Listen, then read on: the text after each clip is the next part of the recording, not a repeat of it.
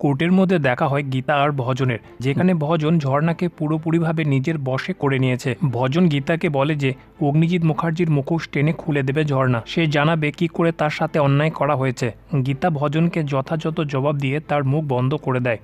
তারপর গীতা ঝর্ণাকে বলে যে আপনার প্রেস কনফারেন্স করার খুব শখ, তাই না? এখানে সকল মিডিয়া উপস্থিত আছে, আপনার যা কিছু বলার ইচ্ছে আপনি মন খুলে বলুন। প্রেসের সামনে যত রকমের নাটক করার দরকার আপনি করে নিন, কারণ আমার কথাটা আপনি শুনবেন না। অন্যের উস্কানিতে আপনি এখন মেতে আছেন। তারপর গীতা রেগে গিয়ে সকল মিডিয়াকে ঝর্ণার সামনে ডেকে নিয়ে আসে আর বলে যে এই ঝর্ণা দেবী তার দুঃখর কষ্টর কথা আপনাদের সকলকে বলতে চায়। যেখানে ভজন গীতার পেশা নিয়ে কথা তুললে গীতা রেগে গিয়ে ভজনের কলারে ধরে তার মুখ বন্ধ করে দেয়। তারপর ঝর্ণা কাঁদতে কাঁদতে প্রেসের সামনে বলে যে বিয়ের পর দিন থেকে তার স্বামী নিখোঁজ, এখনও তার কোনো খোঁজ পাওয়া যায়নি। আর এই কেসটার সঙ্গে যে সকল লোক জড়িত আছে তাদের সঙ্গে হয়তো অগ্নিজিৎ মুখার্জিও সাথে আছে, কারণ অগ্নিজিৎ মুখার্জি তার কেসটা নিয়ে তাকে কোনো সুবিচার দেয়নি, শুধুমাত্র তার কাছ থেকে মোটা টাকা নিয়েছিল। তারপর গীতা ঝর্ণার ফোনটাকে নিয়ে ঝর্ণাকে দেখায় যে অগ্নিজিৎ মুখার্জি যত টাকা নিয়েছিল ঝর্ণার কাছ থেকে সে সব কিছু ফিরিয়ে দিয়েছে, তাই টাকার লোভে অগ্নিজিৎ কোনো দিনও এটা করতে পারে না।